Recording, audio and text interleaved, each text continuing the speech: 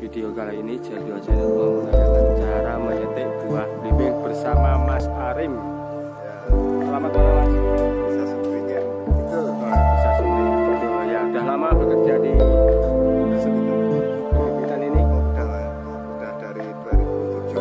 Saya udah mulai mengopulasi buat bibit blimbing. Ya. Oh ya Mas, buah blimbing apa ini yang Anda pakai?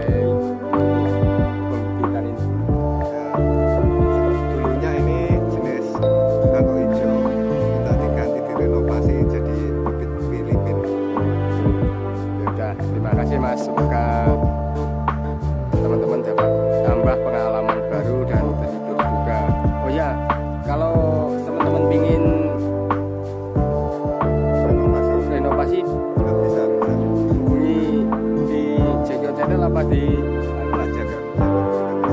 Jago Channel juga bisa Mas. Terus ya udah kalau gitu semoga teman-teman dapat terhibur dan tambah pengalaman baru. Ini Mas Arim dari sedang bekerja. Lanjutkan Mas.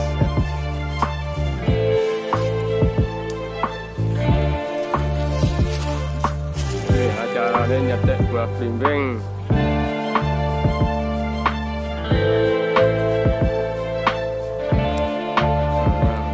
Sip.